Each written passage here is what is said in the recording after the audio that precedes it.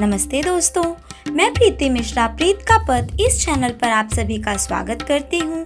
आज इस वीडियो में हम बुधवार व्रत की विधि एवं कथा के बारे में जानेंगे। तो सबसे पहले हम बात करेंगे बुधवार व्रत के विधि के बारे में। बुधवार के दिन प्रातः उठकर संपूर्ण घर की सफाई करें। तत्पश्चात स्नान आदि से निवृत्त हो जाएं। इसके बाद पवित्र जल का घर में छिड़काव करें। घर के ही किसी पवित्र स्थान पर भगवान बुद्ध या शंकर भगवान की मूर्ति अथवा चित्र किसी कांस्य पात्र में स्थापित करें। तत्पश्चात धूप, बेलपत्र, अक्षत और घी का दीपक जलाकर पूजा करें। इसके बाद मंत्र से बुद्ध की प्रार्थना करें।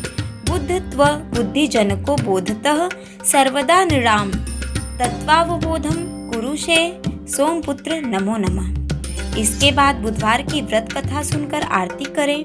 इसके पश्चात गुड़ भात और दही का प्रसाद बांटकर स्वयं भी प्रसाद ग्रहण करें। इस दिन भगवान को सफेद फूल तथा हरे रंग की वस्तुएं चढ़ाएं।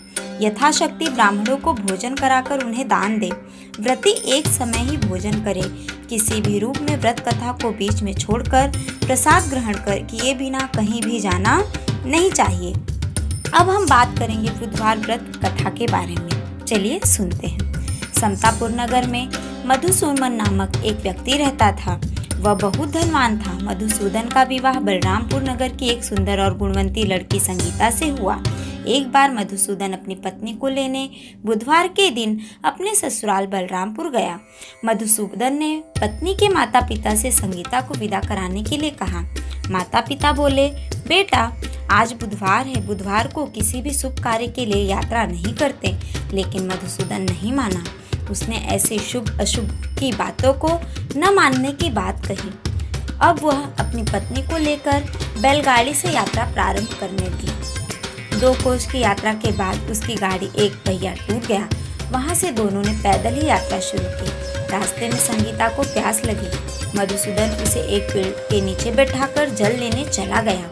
थोड़ी देर बाद जब मधुसूदन कहीं से जल लेकर वापस आया तो वह बुरी तरह हैरान उठा, क्योंकि उसकी पत्नी के पास उसकी ही शक्ल सूरत का एक दूसरा व्यक्ति बैठा था। संगीता भी मधुसूदन को देखकर हैरान रह गई। वह दोनों में कोई अंतर नहीं कर पाई।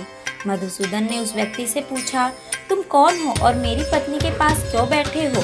मधुसूदन की बात सुनकर उस व्यक्ति ने कहा, अरे भाई, यह मेरी पत्नी संगीता है। मैं अपनी पत्नी को ससुराल से विदा करा कर लाया हूँ, लेकिन तुम कौन हो जो मुझसे ऐसा प्रश्न कर रहे हो? मधुसूदन ने लगभग चीखते हुए कहा, तुम जरूर कोई चोर या ठग हो। यह मेरी पत्नी संगीता है।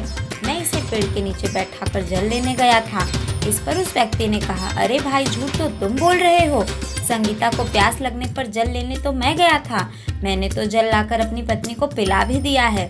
अब तुम चुपचाप यहाँ से चलते बनो, नहीं तो किसी सिपाही को बुलाकर तुम्हें पकड़वा दूंगा। दोनों एक दूसरे से लड़ने लगे। उन्हें लड़ते देख बहुत से लोग वहां एकत्र हो गए।